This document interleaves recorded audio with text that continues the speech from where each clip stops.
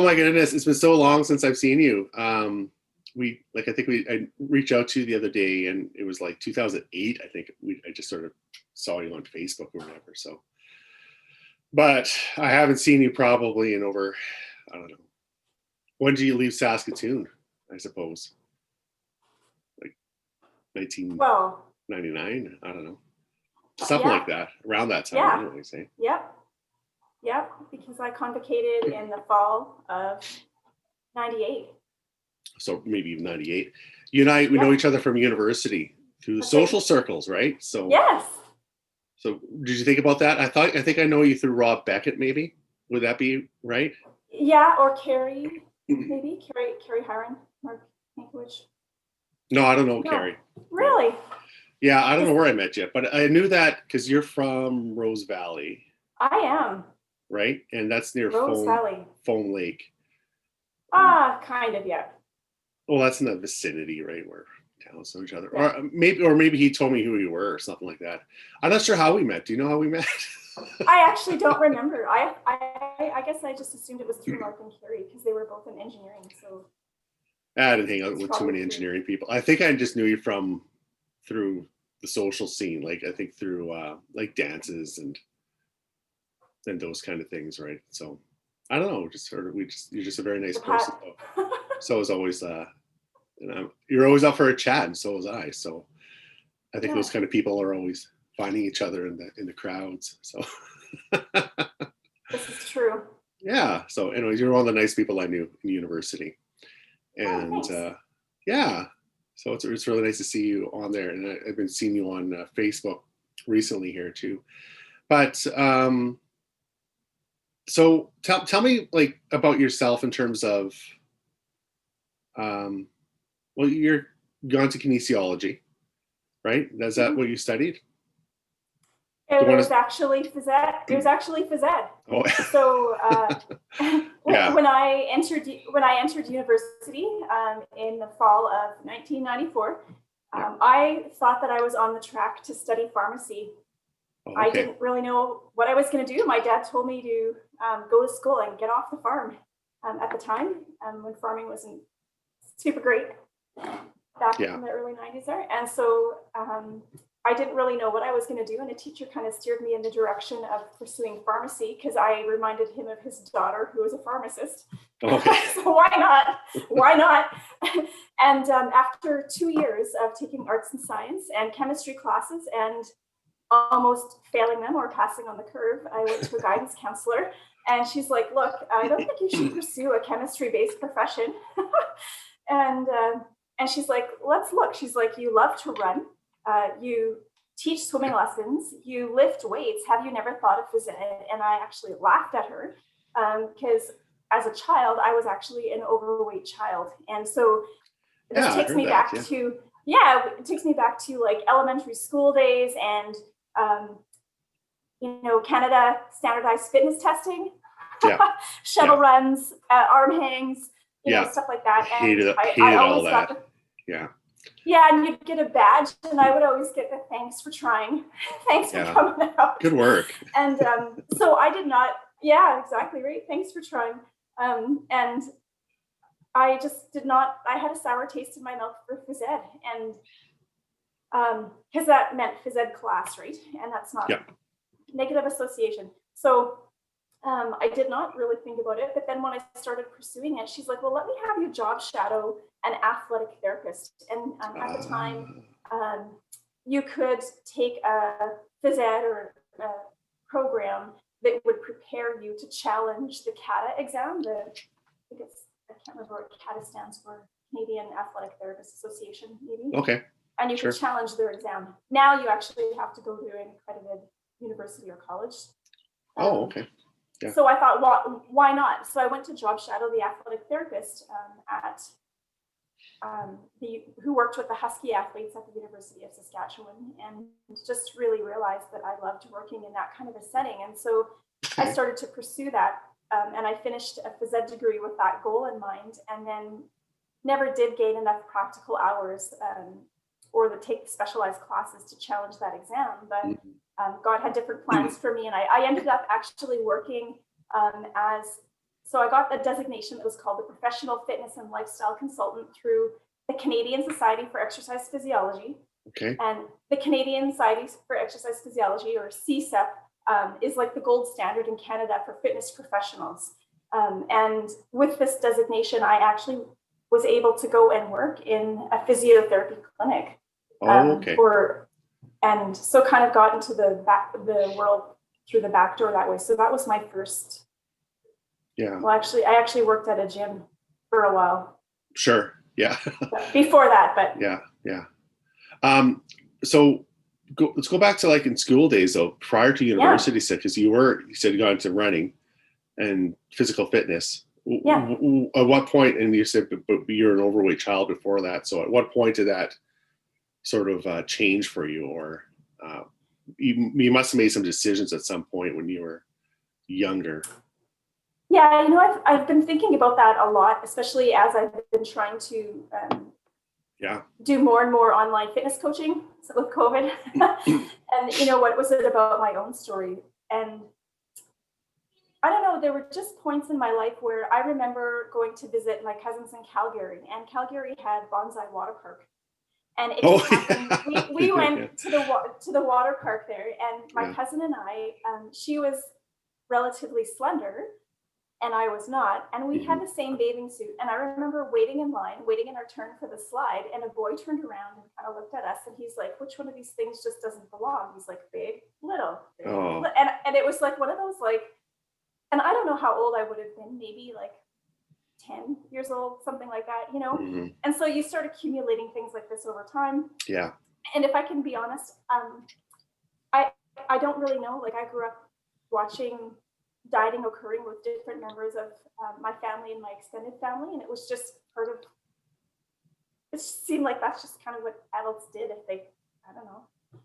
Yeah. And so I think it was in grade 7-ish. So how old would I have been in grade 7? Like 12, maybe. Yeah. My mom started taping body moves, which was like it was like a CTV like aerobics thing. It's an aerobic show. I remember that. Yeah. Yeah, taped on Victoria Beach or something in Victoria, and so anyway, we would come home from school and do body moves, and just from adding physical activity in my life, I started feeling better. Like it changes your mental outlook and things. Of course, it was changing my body composition, and it was right at the time of my growth spurt at puberty as well. So not only was I adding activity and starting to be aware more of what I was eating, reducing sugar and stuff like that. So I was losing weight along with my growth spurt, and that was just kind of where the transition made. And then in grade 9 in phys ed, our teacher said we had a road, we called it Blueberry Hill Road.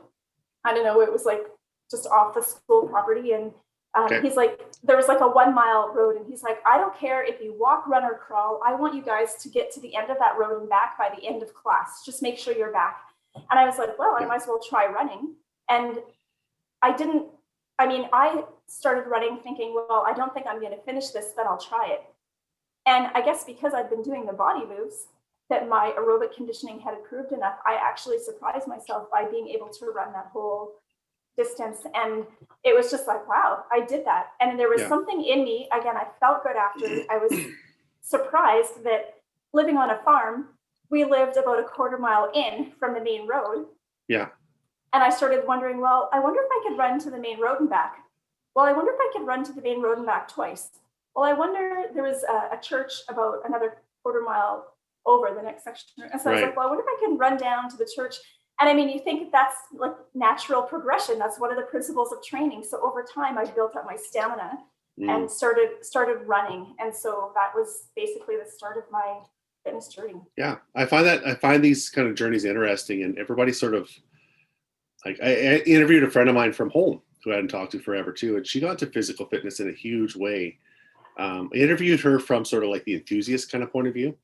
And then I wanted to talk to somebody who was actually trained in this kind of stuff as well too, from your point of view, basically too. So I'm getting kind of both sides of the equation there. And for her, it was she said it was an evolution. So she kind of just, it is. It really is. she just sort of, well, maybe I'll start being more fit. And I think she got it through campus rec at the university. And then she found it was kind of fun. And then she started participating. I think it's actually also a social thing for her.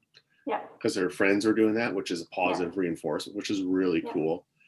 I don't think I ever had that, or maybe I was too scared of that. I was always a very self-conscious kid when I was growing up, like, and I always felt kind of bad. Like going to the gym was always kind of like, I don't know what I'm doing. And it was too stubborn and prideful to ask for help from anybody. Right. And you get kind of worried about those kind of things. And it's taken a long time to get over that. It's like, just go and start and, look for information just to, that holds a lot of people back. Yeah. Yeah, for sure. So I always felt kind of bad about that. And now I'm kind of, I think I'm over that now, and I'm okay with myself, and now I can go to the gym. So that's why I asked that story about you growing up there like that. So you graduated. Remember you met your then boyfriend, now husband, in university. Yes. And he's a big football player. And I don't know if I ever met him before, Steve Cornish. But I remember he was, but I live in res with a lot of football players. So they, like guys like James Opresi and, Trevor Lukey and Doug Rose, a lot of the guys that he would have played with. And they said two things about him. One, he's like a really nice guy off the field. And on the field, he's the meanest SOB on the entire team. Like he hit so hard.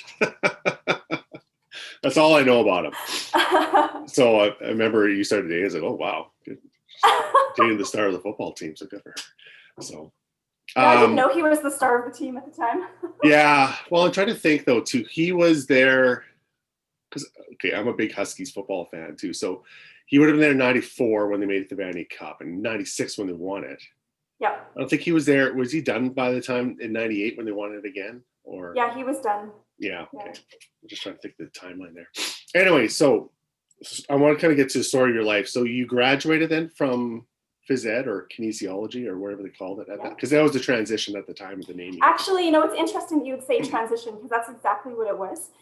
When I convocated, they gave me a Bachelor of Science in Physical Education, but it was presented to me by the Dean of Kinesiology, because they literally had changed the name.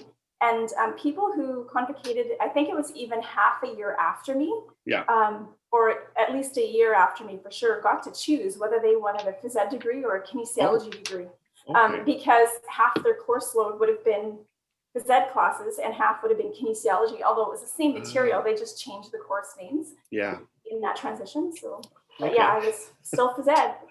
So what'd you do after that? I don't even know. I started working at we moved to, so I got married the summer of '98. Okay.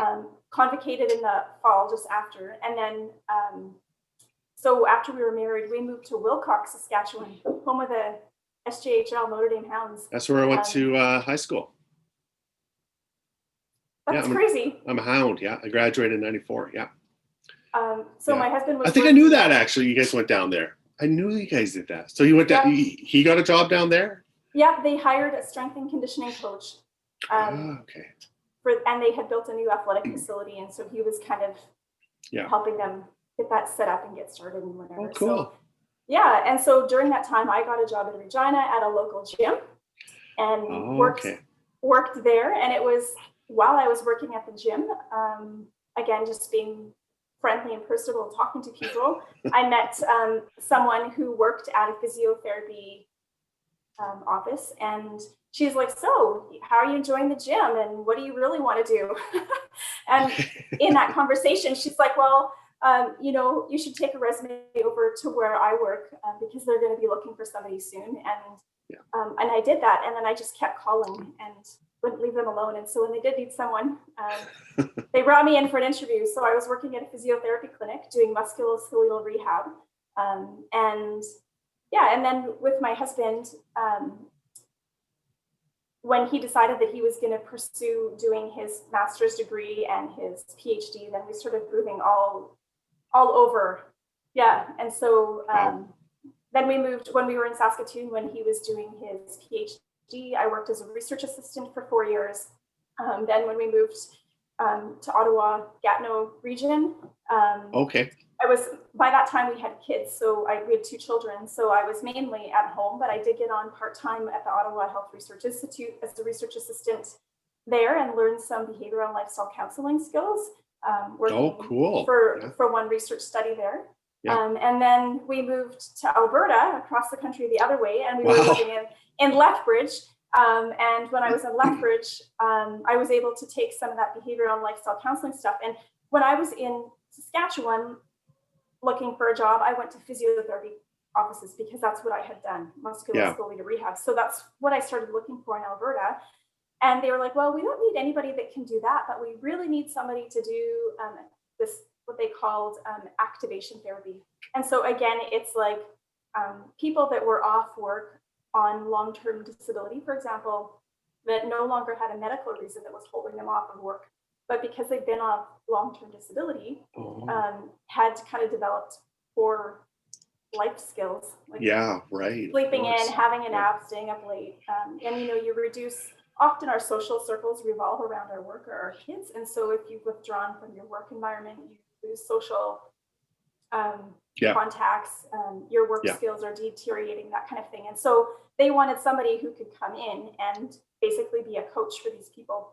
And so because I had done some of the behavioral and lifestyle counseling stuff that kind of fit together nicely, and so that was that. And then when we came back to Manitoba now here, it's been, well, not back to, but now you're in Manitoba. I know, now we're in Manitoba. And it's been a little more challenging to find something because here they do have athletic therapists. And it seems to be they prefer to have athletic therapists doing that musculoskeletal piece and so I'm just kind of finding my way. I'm working right now at the University of Manitoba as a fitness attendant at the gym, and then I'm doing fitness coaching on the side. Okay. And some research assistant stuff too, That's a journey. That is a journey. That's like a great journey. Well, it's so interesting that you're, because your husband's moving around for his career and you're just finding these opportunities. And because of that, you're actually expanding your expertise, and your knowledge base seems to be growing.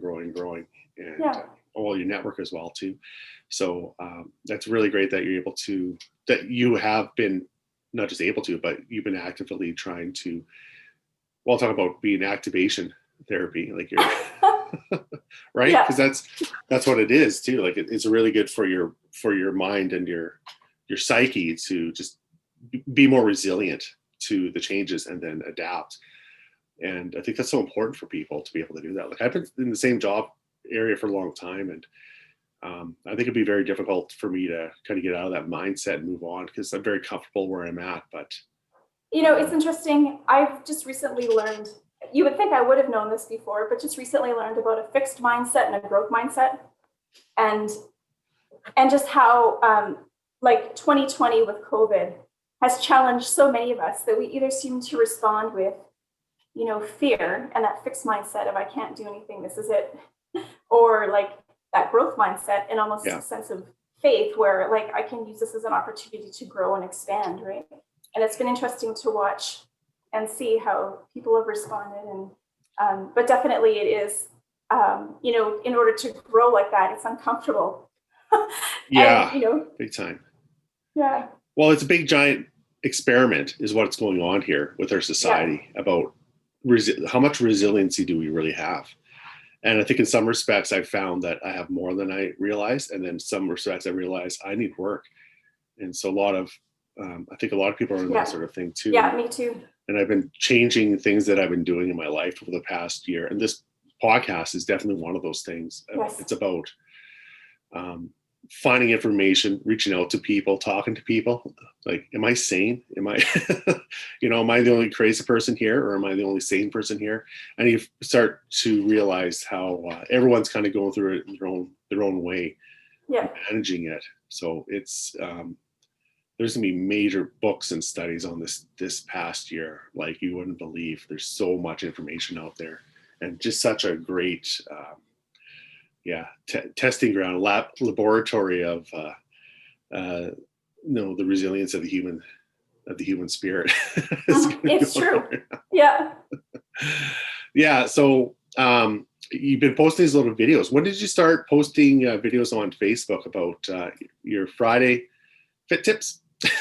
Yeah, Fit Tip Friday. Fit Tip Friday. Yeah. Thank you. Yeah. Yeah. Yeah, I am Denise Cornish, CSEP clinical exercise physiologist, wife, mother of 3, and your favorite health and fitness coach. I love it. This was I guess part of my journey. You've heard me say that have been working as a fitness attendant at a gym, and I mean, I have all of this experience, and then to basically supervise people at the gym, I've been feeling like I need more of a challenge. And then when COVID hit and the gym shut down, somehow I found myself dragged into or pulled into this kind of online entrepreneur. How can, as a fit pro, can you go online? And so I started taking a bunch of like entrepreneurial good courses, I guess, so to speak, on how you could go about it. Like there's so many different opinions. So it's just been learning. But through this, one was talking about, when I first started, it really was to try and build more of an organic audience, right? So I could potentially get some clients. Sure. And so that was my initial reason for starting. And I mean, as you know, starting the podcast, like I like to be in the background. I don't like to put myself. Sure. I don't like to put myself out there. As friendly as I am, I like one-on-one, like to broad. So it was quite a stretch for me. It was again an activity in trying to, put myself out there, try building more of an organic audience, whatever. Talking about fitness, and it's become so much more than that, because as I've started doing this, for one thing, we've talked about like the growth mindset and facing challenges and adversity like this, getting ourselves uncomfortable, and then we grow from it. If we always choose to stay comfortable, we're not going to grow. We're going to stay in that same, right.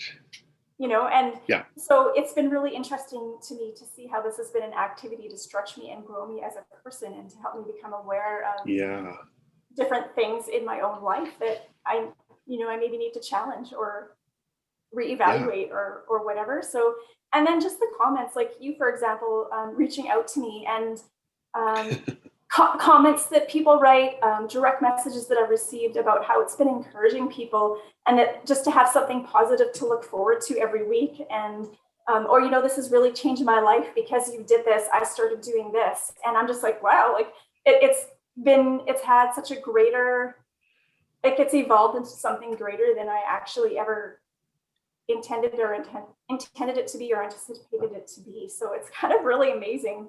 Yeah. I've been really enjoying people like yourself who are reaching out to people, and you create a bit of a vulnerability of yourself.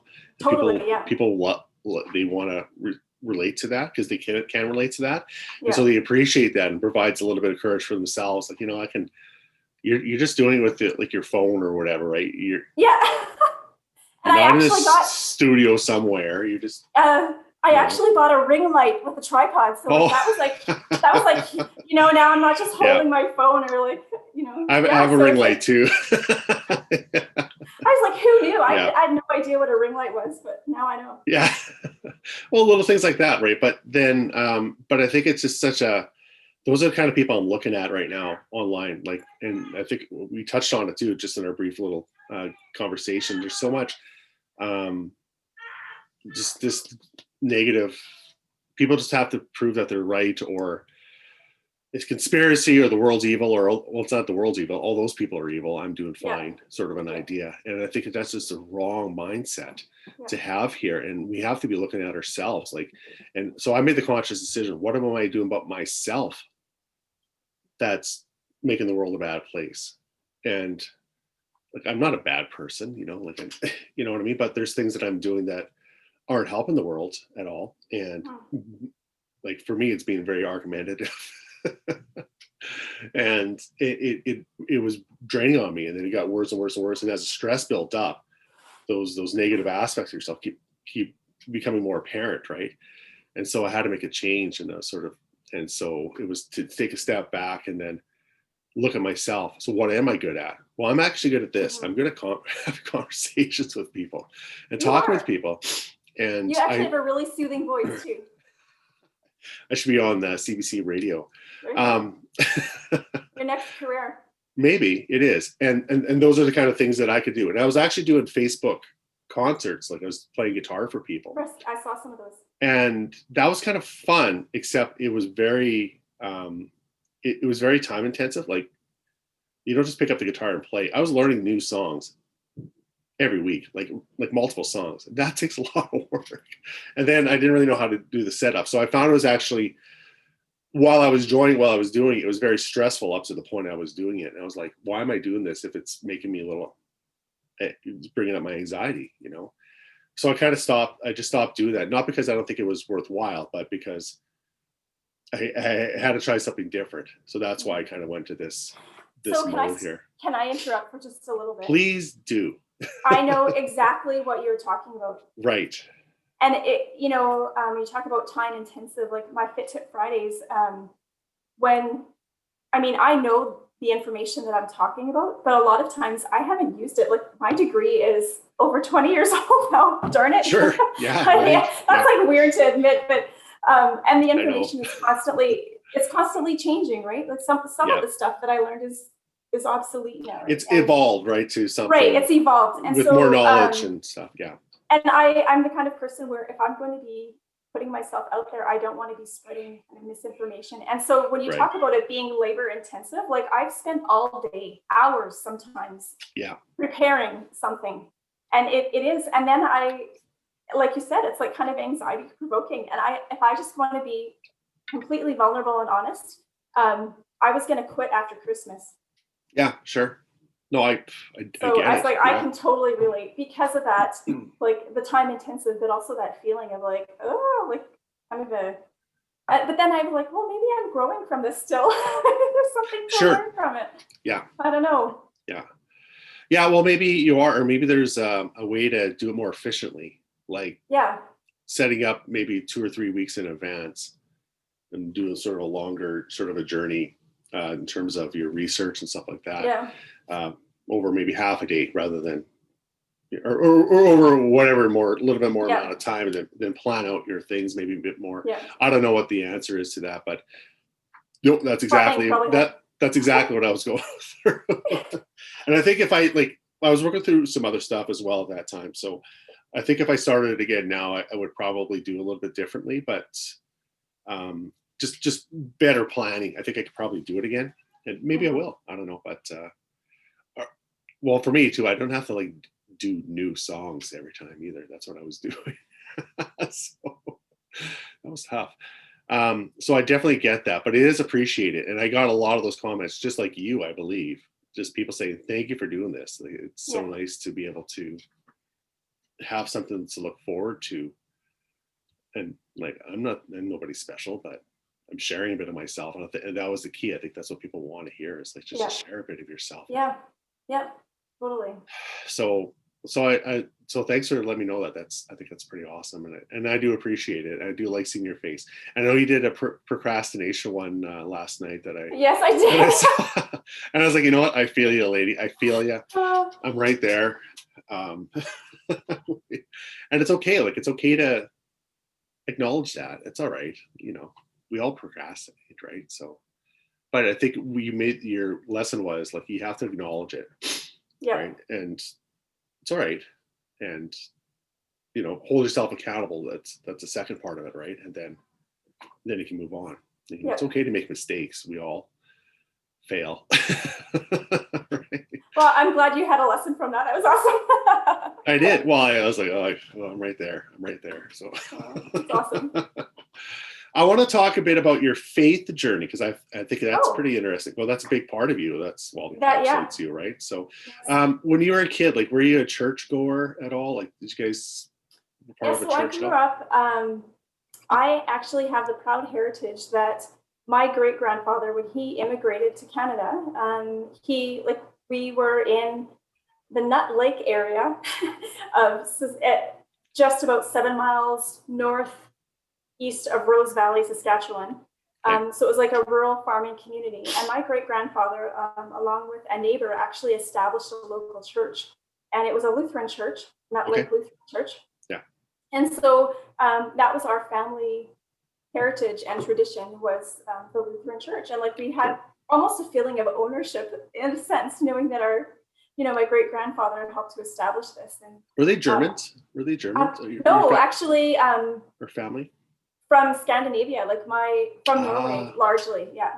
And then a Holt name, it's actually Norwegian. Yeah. Yeah, that's a Scandinavian name. That's right. Sorry, go ahead. I have interrupted. Yeah, that's okay. No problem. And so I grew up going to the Lutheran church and growing up in the Lutheran church traditions of being baptized as an infant, confirmed around age 13. Yeah. Which is confirmation really is just a reaffirmation of your Christian faith in the Lutheran. It's like a ritual, I guess, in the Lutheran church. And then it was. Can I just take the story here and just go? I'm interested in hearing your journey. Okay, because I think that's a big part of you as well. It is. It is a really big part of me. Take me or leave me, love me or hate me. And so when faith was always there, and I remember but it was a Sunday thing, right? Sunday school, going to church on Sunday. I remember in grade 10-ish, maybe, really struggling with mental health. I think the same thing holds for young teens, young girls. Young girls now, I think, get more involved in social media, and that causes a lot of the aggravation. Definitely, yeah. But sure. went through a period of depression, and I actually turned to my Bible and started reading some of the Psalms. And I didn't really know what was going on then in my life. It's just I knew that there was some kind of calm assurance in that. That wasn't the transition point of my faith journey, but it is a part of it. And then when I got to university, you mentioned my husband, Steve Cornish. And so that was one of the other things that he was actually known for on the football team was his faith and his Christian faith. And I think he even had a nickname, Flanders, from The Simpsons. Right? And so you're right. I remember that nickname. I remember hearing that nickname from the guys. I mean, and he just takes that. And they love him, right? Like they were and he knows, right? Like, but when I started dating him, he was just like unlike any guy, because there was that spiritual element that was different. Like I hadn't really met anyone like him, really. Yeah. And so he actually challenged me. He's like, Denise, what do you really believe? And I was like, well, I know from my Lutheran upbringing that God loves me, but I'm a sinner. And because of that, he sent Jesus to die on the cross for my sins. And because of that, I'm forgiven. And he said, well, that's true. Like those are all the things that you would learn at church, right? Yeah. But he said, haven't you moved it from your here to here, that, 6 or 12 inches, right? That's the trick. Yeah. And I said, well, I don't even know how to do that. And he said, well, you just ask, you like say, I am a sinner and I need your forgiveness. And Jesus, would you just take control of my life? Would you be my forgiver? And would you take control of my life? And I honestly felt like someone had slapped me in the face, because I had never, ever in all my church life, I had never, ever heard that was something that one should do or consider doing. And that was the transition point or the pivoting point for me. And I would have been in my 3rd year of university at that point. Right. And like to this point, I was doing what everyone does, like partying, pub crawls, whatever. I wasn't huge into that scene, but I did do that, right? I did participate. And then I just remember swearing. I used to swear a lot. And then... You're a small town girl. And then I was just like, I just slowly started noticing this change. And it wasn't like something that I consciously did. It was just like, the Bible talks about you become a new creation, that the old man has died and there's a new man. And it's just like the slow evolution. And so it's become such a part of me. The other thing that transitioned is with my oldest child. He's going to be 18 in May. Yeah. When he was an infant, he would have been a month or two old. My husband's cousin introduced me to the concept of listening prayer. And so this is pivotal right now, even on my Christian faith walk, that we hear God. We all hear God. I believe that we are spiritual beings housed in a physical body, and that we are designed to tune in and to hear. In fact, I think he's speaking to us all the time. It's just like there's radio waves in the air, AM, FM radio waves. And do we hear them without a radio? Right. No. Right. But if we tune in to it, we can hear the frequencies, right? And it's kind of the same thing, that we're probably not even aware that God is speaking to us all the time. But when we quiet ourselves and we acknowledge that he's maybe speaking to us, and we just start listening, that we start hearing him. It's like, I mean, you've probably always heard that, it's the still small voice. And it's like, I start realizing, I actually had a realization even not that long ago, that probably the majority of the thoughts that go through my head might not even be my own. I think he's speaking to us and leading and guiding us. And, like Dr. Caroline Leaf talks about our brain being, she's a cognitive neuroscientist and author.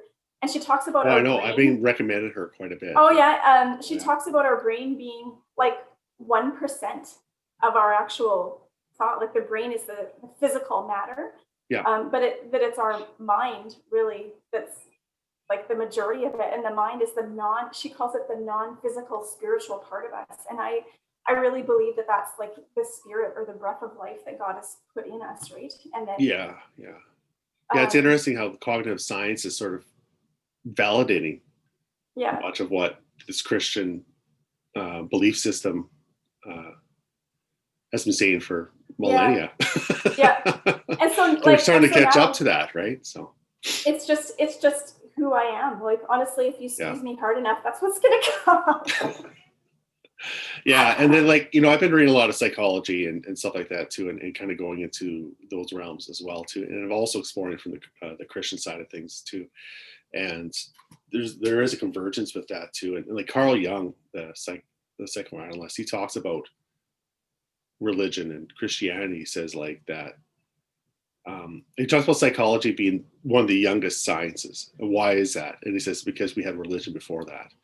And so when you're reading the Psalms, he's like, you're actually behaving in psychological therapy in a way, but we didn't have the words to express it in a sort of a scientific manner. And so we had to sort of extract it out of religion. And religion is like, it's just a reflection of reality is what it is. Well, a lot of people talk about religion being opposed on society, but it's not. It's actually a reflection of who we are as individuals. Like, it's a real thing in my mind, just the way the patterns and structures that are designed, particularly in Christianity, that is how we think and we react to the world. Well, and this is, people will often say, oh, you're so religious. And to me, I don't feel that I'm religious, because to me, religion is rules. Right. And what I have is relationship. Sure. This constant communication, right? It's like religion versus relationship is a huge thing. Like, know, if you have someone telling you what to do and there's these rules all the time, it's going to be a lot different relationship than someone where you're feeling love and acceptance and belonging. And so it's rules versus relationship for me. Yeah, I don't like the rules thing either. It doesn't. We got to have like our boundaries and the way we act in the world, but it's way more than that, because it was just about rules. We just write out the rules. It's not we do that anyways with legislation and things like that. But you're right.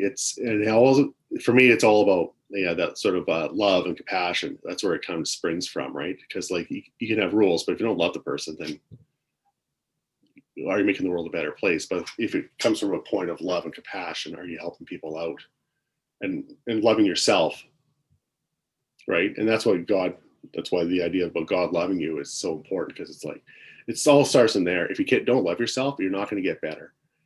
You're not going to make the sacrifices you need to get better either, right? You have to be able to do that. And that's why that first rule is all about that relationship, right? Like it all starts in there in my mind. And then you got to grow it out more. There's this idea of that we're all orphans on this world. And feeling lost. When you think about an orphan, they don't have a place to belong. They don't have safety. They don't have security.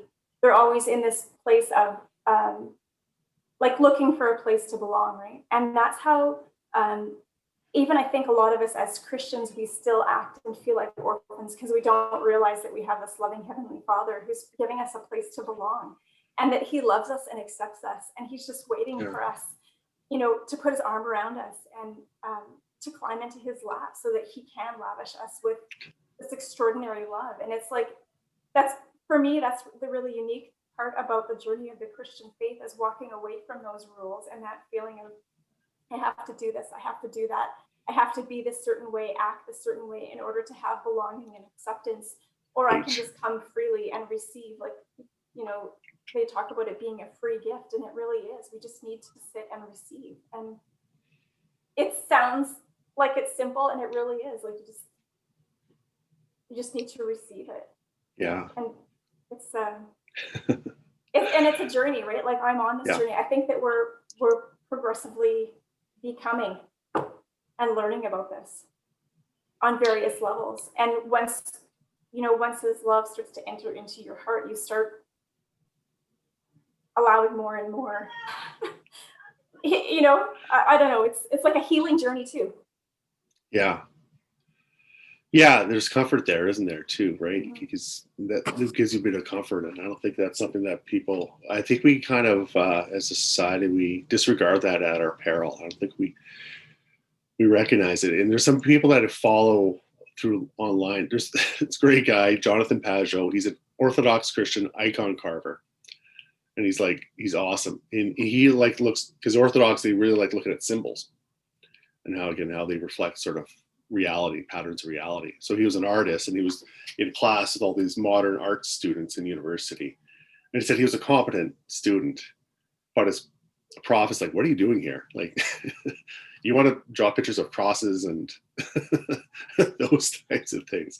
He's like, you're good enough, like you're a great artist or you're a fine artist, but you don't belong in the modern art world. And so for him, he went and became he was a missionary for a little while and came back to Canada. And then he started getting really heavily into Orthodox art. Now he creates these drawings and diagrams that sort of reflect that world.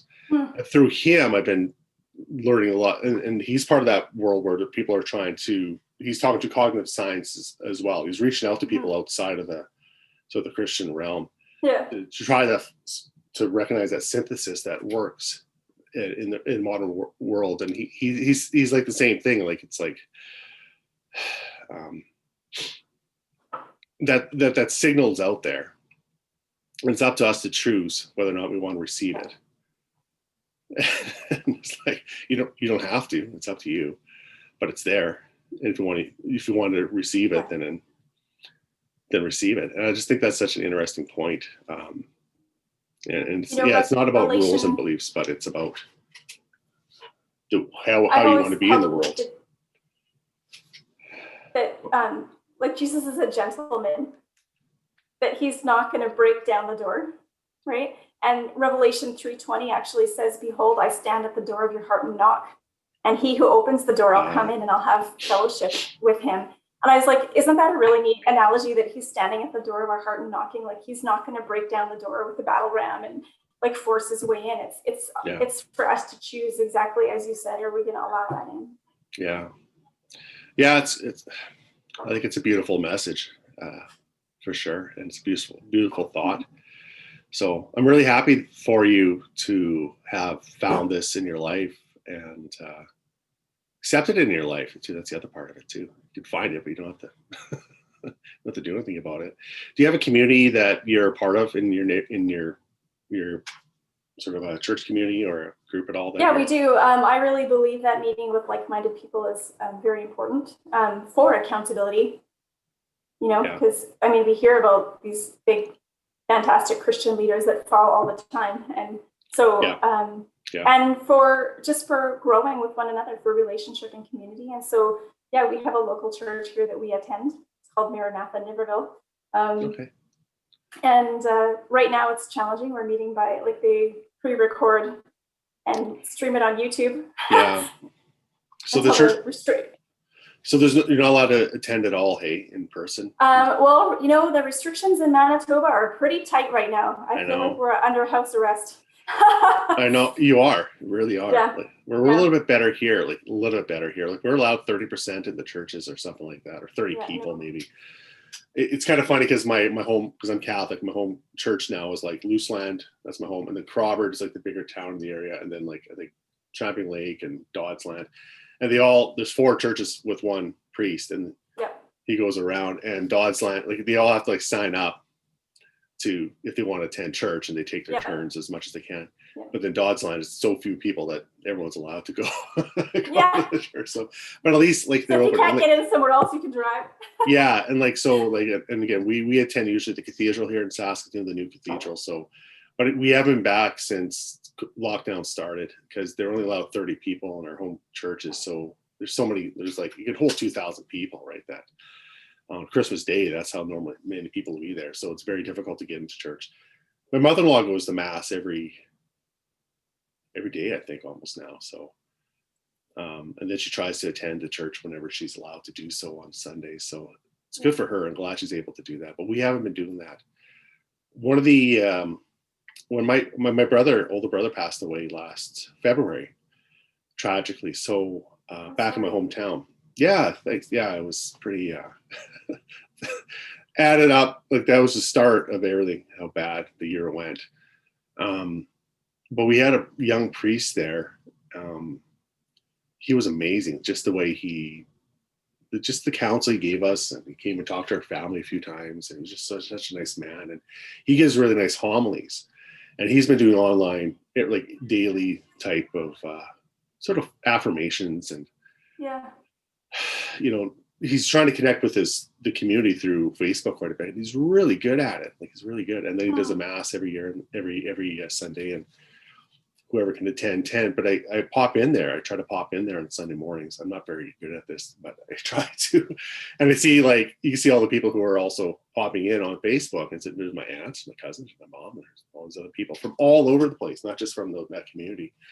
So it's kind of cool to see that there's some religious folk that are like Christian leaders who are attracting this kind of following. And I think it speaks to a lot of what's going on in this world, that people they want to, like, Christian faith ain't going away anywhere. And I think you're seeing a bit of a revival here, or at least people are thinking about it, because you realize the way the world was before, it wasn't enough. It's not enough just to, in my mind, to live a materialistic life. It's not enough. It's good. It'll keep you healthy. You can do all those things, but it's not enough in my mind to just disregard the spirit, because, well, we're seeing the effect of it right now. The mental health crisis going on in this country is unbelievable. Yeah, it is. So you got to give them something. So that's interesting to me. So it's helping with my own little faith journey as well to talk to people like you. It's hope. Sure is hope. Darn right. So we can use a little bit of hope nowadays, can't we? Like, I want to have a bit of hope. I need some hope. So I'm talking to you. Darn it. Well, do you have any other questions? I don't know. That's great. I'm glad to share, because it really has brought me hope. And Steve and I, he's faced some health challenges in the course of our married life, and actually has been diagnosed with bipolar. So Steve lives with bipolar, and there was a couple of times in our married life where it wasn't very well controlled, and there were some major manic episodes. And let me tell you, it was really hard. And I honestly don't think that my life would be the way it is now if it weren't for my faith. And there was even one, when I talk about God speaking to me, there was even one instance where it was actually in his first major manic episode, where the Lord gave me a dream.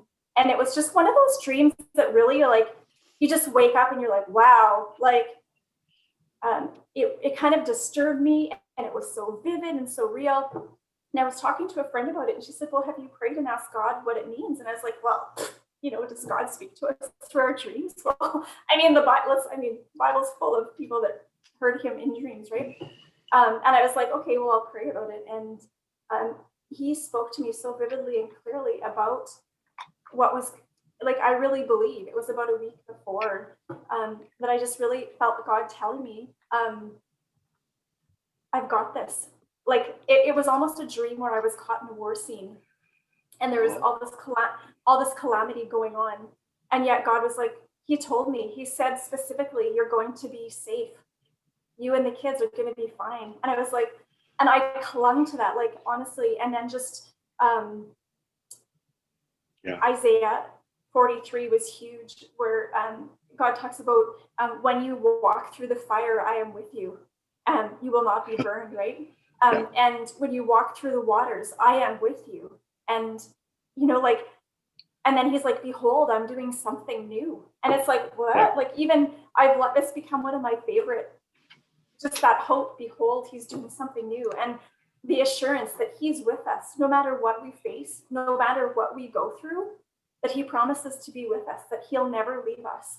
And it's like, who else do we have in our life? Like, I don't think there's any human relationship that we can have that no matter what they promise us, that there's a guarantee that they're always going to be with us and never leave us. It's either physical death or, you know, rejection and all that kind of stuff. And so I can honestly say that my faith has brought me so much hope and comfort. And it's, I honestly don't know how to live life anymore without my faith. Yeah. Well, it's comforting, Denise. I'm glad you found it. That's great. So I'm going to pivot back to your videos then. So you mentioned briefly to me that you started these Fit Tip Fridays and Friday Fit Tips. Fit Tip Friday, yeah. Fit Tip Friday, thank you. And but you said it was part of God's plan. Yeah. To do that. Do you want to elaborate on that? Is that what you mean by that? Is that you just went and did it, and you just put trust? Well, like I said, my initial reason for starting was to try and build an organic audience, because I don't want to put out the money to pay for Facebook ads. And it was more like this grand like exploration, right? Like it was part of an exploration for me, an experiment, so to speak, right? What am I capable of, and can I do this, and overcoming some fears and stuff like that. But like I said, God has taken it and it's become something different. And kind of in the end of November, I had a feeling that I should start, like I was focusing specifically on fitness, like Canadian physical activity guidelines, right? We should all gather 150 minutes a week of moderate to vigorous aerobic activity and strength training twice a week. And that's what I started with. Yeah. But then the Lord started saying, like, you can start bringing more of your faith journey into this because it does bring hope to people, but again, it's part of who I am. If I don't talk about that, it's like neglecting an important part of who I am. And so, I feel like it's a platform. I would say probably a lot of the people that follow me do share similar beliefs, but it is my hope to be able to share some of that hope with other people. And it's interesting to me how faith and fitness kind of converge or have a parallel. Like in Hebrews, it talks about, therefore, let us run the race with endurance. Since we're surrounded by such a great cloud of witnesses, let us run with endurance the race that's been set before us, looking to the author and perfecter of our faith. Right? And it's like this faith journey that we're on is equated to a marathon. Right. And so it's just a really good parallel. Like as I was training for the marathon, the Lord really started speaking to me about even the different stages of training. Like there's this like, I wonder if I could do this, or I wonder if I should explore this, to like actually doing the physical work of training. And like, because that occurs if you're training smart, depending on what your fitness level is like, it could take you a year, half a year. Some people can just, I mean, not everyone, but I know one guy who has got out and just run a marathon. He could hardly walk after that. But most of us require normal people, training, right? Like over weeks, months to prepare for that. And it's kind of like, I can tell you, when I crossed that finish line, I cried like a baby, because when you do your marathon training, you only train about 3/4 of your longest run is around usually 32 kilometers, and like the whole race itself is 42.2, I think, kilometers. And so like you have another 10 kilometers to go. And by the time you've done marathon training, like 10 kilometers is like, man, that's nothing, right? Huh.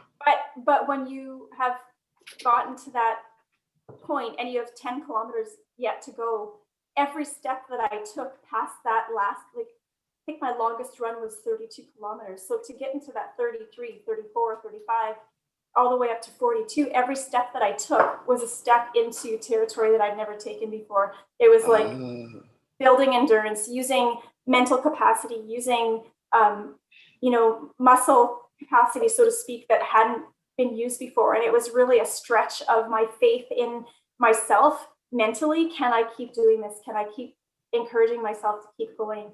Will my physical body keep going, right? Can I finish this? And I mean, it can, right? But it was like a really neat parallel to my faith walk too, right? Like in like facing life's challenges, can we keep going? Can I keep doing this? And it's just one step after the other, one step after the other, one step after the other. And then you finally, we're going to get to that finish line and it's going to be amazing. So yeah. Well, that's great. Well, maybe we hit our finish line here, Denise. I think we were pretty good. So yeah. That's a great way to end it. Do you have a YouTube channel at all, or how do people, if they want to follow you, where would they go? Just my personal Facebook page is really the only thing I have. Okay. So it's Denise Cornish. No, maybe that's the next step. I'm not brave enough to get on YouTube yet, except for this, maybe, right? Like, so I don't know. This is going on YouTube for sure. Yay, my YouTube debut. You should, I don't know. I think your videos are pretty good. I think there's a market for what you're providing out there. I think there's people that want to see what you have to see because, like I said, I really enjoy your videos. They're very uplifting. They're very humble, and I think they're very relatable. And I think there's some value in that. And if you ever put on YouTube or something like that, you don't know what you're going to get. You don't know. It might be like I have, 9 subscribers, right? And every one of them is very important to me. And I do these just for those people. And because that's what you do it for. And you don't know who you're going to help. That's the best part about the social media. You don't know who's watching. No, you don't. But and I tell you, you get these weird messages from people and it just, it's like so nice to hear from these people. You had no idea that they were watching. Yeah. And maybe you never thought of them, and it's nice that you're able to provide a little something in their day. So, I don't know if you ever do a YouTube channel, let me know. I'm going to follow, and then I'll subscribe. Thank and keep up the fit tips as much as you can. And if you have to take a break, I definitely get it. You'll find some other way to do it. So that's good. So maybe that's it. So I'm going to stop now.